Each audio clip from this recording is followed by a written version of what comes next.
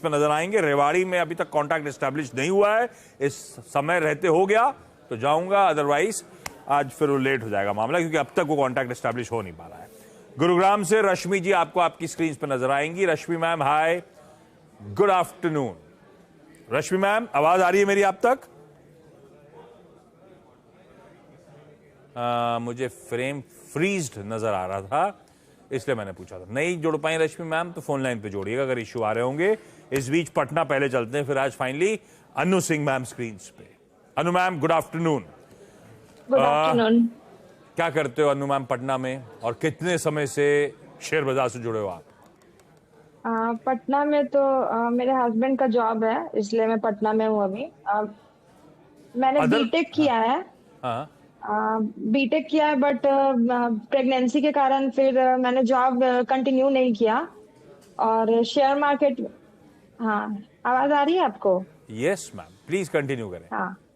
और 2020 में जब लॉकडाउन आया, उस वक्त बहुत लोग एंटर किए थे शेयर मार्केट में। उस वक्त मैंने भी एंट्री ली और बहुत हेवी लॉस के साथ, मतलब क्या बोला मैंने, बहुत हेवी लॉस हुआ मुझे स्टार्टिंग में कोमोडिटीज में। सिल्वर में मैंने सेल किया था 13 क्वांटिटी, और वो ओवरनाइट प्राइस बहुत ज्यादा भाग गया था। आई थिंक 74,000 हो गया था, तो उसमें मुझे लगभग 1.5 लाख का नुकसान हुआ।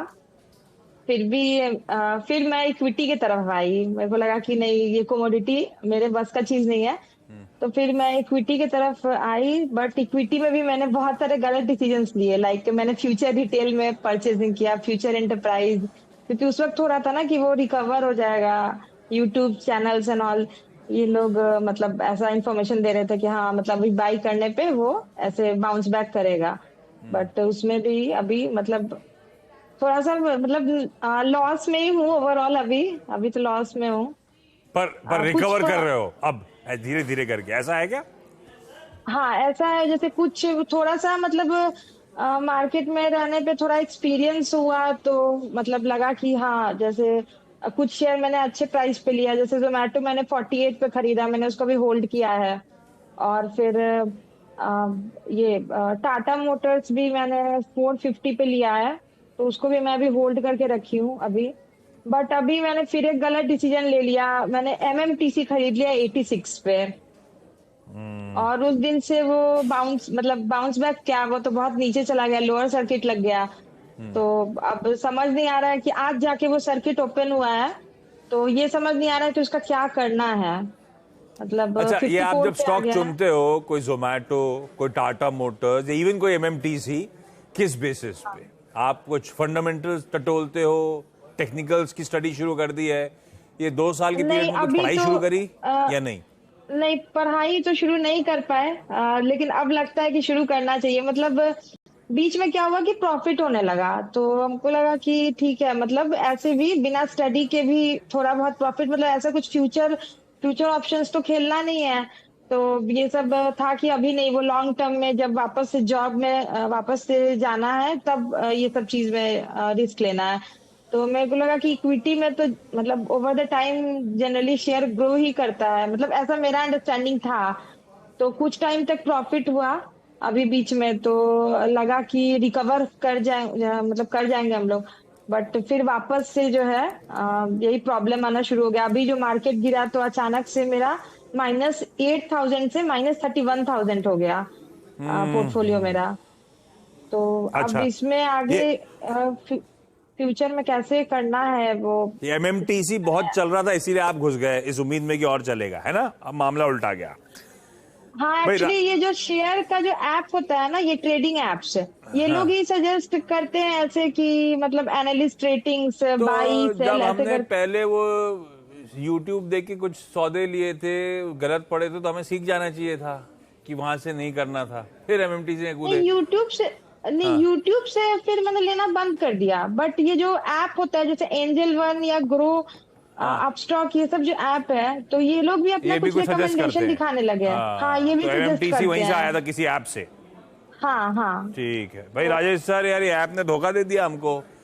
एमएमटीसी वैसे बहुत फट रहा था ये स्टॉक, ये कई सारी सरकारी कंपनी जिनका बहती गंगा में चल रही थी, क्योंकि सरकारी कुछ तो वाकई जेन्युइनली धंधा अच्छा कर रही थी, कुछ के साथ बड़े सवालिया निशान थे। और यहाँ पे तो वो इन्वेस्टर इंटरेस्ट ही नहीं था ओएफएस लाने के लिए, इसीलिए शायद पीयूष गोयल साहब ने कुछ दिन पहले वो मीटिंग भी कर डाली थी, हाई लेवल कमेटी को चेयर करा था, एमएमटीसी एसटीसी को बंद करने की तैयारी हो रही है और इसीलिए वो इस तरह का अनवाइंडिंग हुई पोजीशंस की। क्या करूं, अब मामला फंस गया है, 86 की खरीद है, 32 रुपए का लॉस हो रहा है। देखिए, आपने सही कहा कि एमएमटीसी जिसमें कोई बिजनेस उतना कोई खास नहीं था, लाइसेंस इनका सेबी ने कुछ दिन पहले कैंसिल कर दिया था, स्टॉक ब्रोकर वाला लाइसेंस। फ्लोट भी बहुत कम है, 90% के आसपास सरकार के पास है, गवर्नमेंट के पास, और 2.29% एलआईसी के पास है। परफॉर्मेंस देंगे कि लगातार खराब है। मैं इनको सिर्फ एक ही सलाह देना चाहूंगा कि यूट्यूब देख करके और ये व्हाट्सएप पढ़ के निवेश न करें, कंपनी की गुणवत्ता पे, कंपनी की क्वालिटी पे ज्यादा ध्यान दें और वहां निवेश करें। इस वक्त आपको जहां भी मौका मिले वहां निकल जाना बेहतर होगा। लगातार लोअर सर्किट में ये स्टॉक चल रहा है, तो आप कोशिश करें कि जैसे भी निकल सकें इसमें, क्योंकि सुबह सुबह आप लगाएंगी तो हो सकता है कि निकल जाए। तो और तो इसमें कोई उपाय है नहीं, क्योंकि सरकार ने ऑलरेडी कह दिया है कि इसे वाइंड अप करेंगे। तो लेट्स सी क्या ऑप्शंस आते हैं, तो बेहतर ये होगा कि इस वक्त निकल जाए। आज तो मौका दे रहा है निकलने का, आज तो सर्किट पे नहीं है भाई, निकलना है मैम, कोई ऑप्शन है नहीं इसमें। आप फालतू रुक के और कुछ नहीं करोगे, क्योंकि अल्टीमेटली वाइंड अप होना है ये धंधा और काफी तगड़े लॉसेस हो सकते हैं। Exit Annu ma'am. Rashmi ma'am, hopefully अब आप तक आवाज आ रही होगी। पहला सवाल रश्मि मैम का। आशीष जी, मैंने आईओबी बाय करा है, लास्ट 2 मंथ से मैं ट्रेडिंग में हूँ, इसलिए बहुत हायर प्राइस पे जा रहा है, 44.11 पे अभी करा है। Just want to understand whether I should retain this for a longer period और I should quit whenever it comes to 45। 45 पे इंडियन ओवरसीज बैंक लॉन्ग कर रखा है। भाई राजेश सर, आजकल थोड़ा सरकारियों का मूड कल दोपहर ऑनवर्ड सरकारी बैंक्स का मूड थोड़ा सुधरना शुरू हुआ है। किसी कैनरा बैंक, किसी पीएनबी के नंबर से थोड़ा जोश भर तो दिया है। आईओबी क्या करूं, होल्ड कर लूं क्या? 4-5 रुपए मेरी बैंक से नीचे चल रहा है। देखिए, हालात सुधर तो रहे हैं नतीजों के हिसाब से, लेकिन अभी भी मैं नहीं समझता कि ये पीएसयू बास्केट में एक बेहतर चॉइस है, क्योंकि ग्रॉस एनपीए देखेंगे तो अभी तो 7% के ऊपर आए थे पिछली बार, 13% से नीचे आए थे, लेकिन 7% के ऊपर अभी भी। और अभी भी अगर आप देखोगे तो सबसे lowest float PSU banking side में इसका ही है, 96% के आसपास सरकार होल्ड कर रही है। इससे बेहतर चॉइस अवेलेबल है बाजार में। अगर आपको लार्ज कैप में जाना हो तो एसबीआई या bank of Baroda, Canara bank, या स्मॉल कैप में, मिड कैप में जाना हो तो bank of Maharashtra, Punjab Sindh bank, ये बेहतर चॉइसेस है। तो मैं कहूंगा कि इसमें लॉस बुक करूं और स्विच कर लूं? जी नहीं, अभी लॉस बुक करने की कोई जरूरत नहीं है, क्योंकि 3-4 दिन 5 दिन जिस तरीके की बाजार में गिरावट आई है उस कारण से दबाव देखा गया है। हाँ। जब भी उछाल आए वहां से निकलने की कोशिश करें। हाँ। और अगर आप जैसे नया पैसा डालने की या और ऐड करने की सोच रही हो अगर, तो बैंक ऑफ महाराष्ट्र लें। बिल्कुल ठीक। अन्नू मैम, अगला सवाल।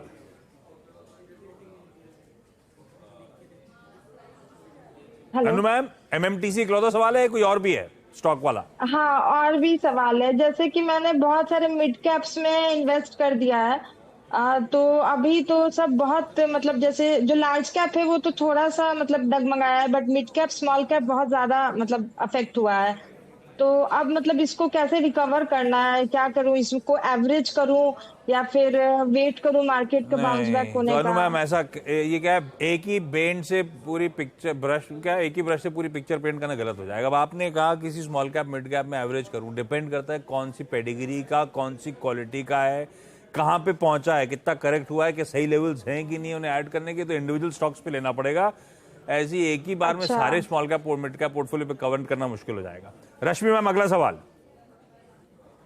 सर, मैंने ऐड करा है IRFC, जो मुझे काफी पहले प्रॉफिट दे चुका है ऑलरेडी, बट अभी मैंने 75 पे 2000 और बाय करे हैं। सो करंटली 71 पे ट्रेड कर रहा है, इवन 70 तक आया है आज। तो shall I add more and wait for the longer time, और शैल आई क्विट? मैंने लिया ट्रेडिंग के लिए था मैम, या लॉन्ग टर्म के लिए आज से? Earlier it was long term, but धीरे धीरे मैं ट्रेडिंग की तरफ भी इंटरेस्ट शो कर रही हूँ, so I am holding my profit. तो IRFC लिया लंबी अवधि के लिए। आमतौर पर लोग ट्रेडिंग के लिए लेते हैं, फंस जाते हैं तो लॉन्ग टर्म के लिए रख देते हैं। आपने लॉन्ग टर्म के लिए लिया और अब ट्रेडिंग का मन करने लगा है। बोथ वेज मेरा पोर्टफोलियो ऐसे चल रहा है कि मैं ट्रेडिंग पे लास्ट ईयर मैंने बहुत नुकसान करा बिकॉज 2-2 लाख भी प्रॉफिट देख के आई जस्ट गोइंग कि ठीक है जैसे पड़ा रहने दो लॉन्ग टर्म के लिए, बट लेटर ऑन वो नीचे आ गए। सो मेरी अब स्ट्रेटजी हो गई है जहां पे प्रॉफिट दिख रहा है वहां पे निकाल लो, और अगर नहीं है तो let's keep it for the long term. भाई IRFC रखने लायक है लंबी अवधि के लिए? 75 की खरीद 71 पे खड़ा है राजेश सर। IRFC पे आऊं मैडम, उससे पहले मैं ये कहना चाहूंगा कि मान लीजिए आपने लॉन्ग टर्म के लिए कोई स्टॉक लिया है 200 रुपए में और 220 रुपया आया, आपको 20 रुपए के प्रॉफिट आई, आपने निकाल दिया, बट लॉन्ग टर्म के प्रोस्पेक्ट्स उसके 400 रुपए होने के थे, तो आपको तो दिक्कत होगी और वहां जो पे। खुला छोड़ तो रखा वैसा है ना करें रामरेड। कि प्रॉफिट आया निकाल दिया, कंपनी के प्रोस्पेक्ट्स को देखें, अगर उसमें और भी ग्रोथ की अपॉर्चुनिटी है, कंपनी की परफॉर्मेंस अच्छी है तो लॉन्ग टर्म के लिए रखें और ट्रेडिंग का पोर्टफोलियो अलग रखें। IRFC कंपनी बहुत शानदार है, अगर आप देखें तो NPA 0 है, डिविडेंड यील्ड इस वक्त थोड़ी कम हो गई है, 2% के आसपास बैठती है। ये government of India guaranteed railways को लोन देती है, इसलिए इनका NPS कुछ है नहीं, और रेलवेज में जिस तरीके की एक्सपेंशन हो रही है, फिर वो सिग्नलिंग की हो या वैगन्स की हो, उससे एक बड़ा कैपिटल एक्सपेंडिचर की उनकी उम्मीद है, जो कि IRFC जैसी कंपनियों को बहुत फायदा पहुंचाएगा। बनी रहे स्टॉक में। इस वक्त नहीं ऐड करने की सलाह इसलिए नहीं दूंगा कि आपकी 74, 74.5 की 75 की खरीद है और 71-72 रुपया में सिर्फ 2-3 रुपया का फर्क है। एवरेज तभी करें जब 8-10% का गैप हो। चलिए इस नोट पर Rashmi ma'am, Annu ma'am, thank you so much जुड़ने के लिए। राजेश सर, सारी क्वेरीज ब्यूटीफुली सॉल्व करने के लिए आपका धन्यवाद।